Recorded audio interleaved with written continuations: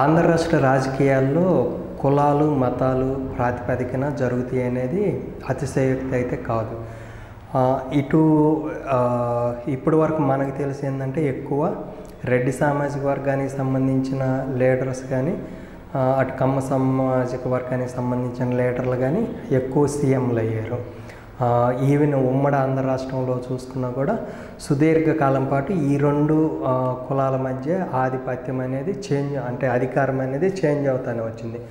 కానీ గవర్నమెంట్లను డిసైడ్ చేసే vote banking ఉన్న కాపు సామాజిక వర్గం అయితే ఆ సామాజిక వర్గం నుండి గట్టి లీడర్స్ వస్తే సీఎం అయ్యే ఛాన్సెస్ ఉండిద్ది అనుకుంటే వంగవీటి రంగా గారి చనిపోవటము అక్కడ వాళ్ళు మిస్ అయ్యారు. సో ఆ తర్వాత వచ్చిన చిరంజీవి నిలబడతారు అనుకుంటే 2009 ఎన్నికల్లో 18 సీట్లు రావటము, తర్వాత ఓటు పర్సంటేజ్ మంచి రావటము, తర్వాత అది కాంగ్రెస్లో విలీనం చేసిన తర్వాత ఏం చేయాలనేది వాళ్ళకి అర్థం కాలే. బట్ మంచి లీడర్స్ అయితే ఉన్నారు కానీ కాపు సామాజిక వర్గం వాళ్ళు మంత్రి స్థాయి దాకా వెళ్ళారు కానీ ముఖ్యమంత్రులు అనేది వాళ్ళకి ఒక అందని ద్రాక్ష పండులాగే ఉంటా వచ్చింది. తర్వాత పవన్ కళ్యాణ్ గారు రావటం, పవన్ కళ్యాణ్ గారు వచ్చిన తర్వాత ఈ చంద్రబాబు ఎప్పుడైతే 2014లో గెలిచారో కాపు రిజర్వేషన్ అనేది తీసుకొచ్చిన అంటే ఇస్తానన్నారు. అది పాసిబుల్ కాకపోవటం అప్పుడు జగన్ కూడా కాపు రిజర్వేషన్ చేయలేము అని చెప్పాడు బాహాటంగా. చాలామంది అన్నారు సో ఇది రుణమాఫీ చేస్తానన్నట్టయితే గెలిచేవాళ్ళు అప్పుడు మిస్ చేశారు, ఇప్పుడు అనుకోకుండా దీన్ని తీసేరటం ఏంటి. ఈస్ట్ వెస్ట్ గోదావరిలో వీళ్ళు గెలిపోవటం డిసైడ్ చేసే ఫ్యాక్టర్ వచ్చేసరికి చాలామంది నమ్మేది ఏంది కాపు సామాజిక వర్గం. సో ఇక్కడ ఏమన్నా దెబ్బతింటారు అనుకుంటే అనూహ్యంగా వచ్చేసరికి 151 సీట్లు ల్యాండ్ స్లైడ్ విక్టరీ రావటం అనేది అంత ఈజీ కాదు. సో అప్పుడు కూడా బీసీలు ఇంతకుముందు టీడీపీకి వెన్నెముకగా ఉంటే అదంతా ఈసారి వైసీపీకి షిఫ్ట్ అయింది 2019లో.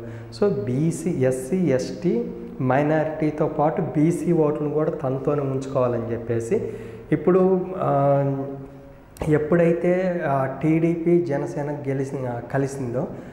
కలిసినప్పుడు ఏంది ఒకవేళ కాపు సామాజిక వర్గానికి సంబంధించిన ఓట్లు టీడీపీకి పోలరైజ్ అయితే సో ఒకవేళ మళ్ళీ టీడీపీ గెలిస్తే మళ్ళీ కాపులు టీడీపీకి అండగా ఉంటారు కాబట్టి ఆ కాపు రిజర్వేషన్ మళ్ళీ బయటకు వస్తే అప్పుడు బీసీ కోటాలో తగ్గిది కాబట్టి బీసీ ఓటర్లు మొత్తం మళ్ళీ వైసీపీకి షిఫ్ట్ అయ్యే ఛాన్సెస్ ఉండొచ్చు అనే ముందుగానే ఊహించి సో వీళ్ళు కాపు అంటే జగన్ వచ్చేసరికి బీసీ కాంబినేషన్ తీసుకొచ్చాడు. సో ఎప్పుడైతే కాపు సామాజిక వర్గం ఓట్లు చంద్రబాబు పడతాయని భావిస్తే బీసీ ఓటర్లన్నీ 2019 ఎలక్షన్లో ఏ విధంగా అయితే వైసీపీ పడినాయో ఈసారి అయ్యే ఓట్లు అట్లా పడి అట్లాగా ఉంటే అంటే ఇక్కడ వచ్చేసరికి బీసీ సామాజిక వర్గానికి ఎమ్మెల్యేలు కానీ ఎంపీలు కానీ రిజర్వేషన్ బేస్ని చూసుకుంటే ఎక్కువ సీట్లు సామాజిక న్యాయం నేనే పాటించాను అని జగన్ చెప్తా రావటము, తర్వాత వీళ్ళు ఇచ్చిన సీట్లో కూడా బీసీలకు ఎక్కువ సీట్లు లేకపోవటము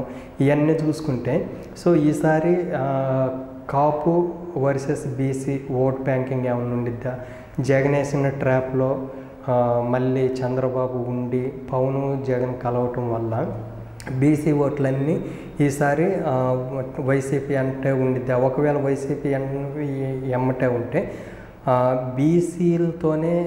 బీసీలకు ఎక్కువ రాజ్యాధికారం ఇవ్వటం కానీ బీసీ ఓటు బ్యాంకింగ్తో అంటే అప్పుడు ఎన్టీఆర్ గారు పెట్టినప్పటి నుండి ఇప్పుడు 42 సంవత్సరాలు అయింది కదా, ఈ 42 సంవత్సరాలు బీసీ ఓట్లు ఎక్కువగా సపోర్ట్ ఉంటాం. బట్ టీడీపీ హయాంలో బీసీలు ఎక్కువ లబ్ధి పొందలేదని వైసీపీ కార్నర్ చేయటం. సో వీటన్నిటి మధ్య కాపు వర్సెస్ బీసీ ఓట్ అన్నప్పుడు ఈసారి ఏ ఓటు ఎవరి సైడ్ ఉండిద్ది, ఏ ఓటు ఎవరికి కలవటం వల్ల ఎవరికి బెనిఫిట్ కాదనేది 2024 రిజల్ట్ తర్వాతే అర్థమైంది.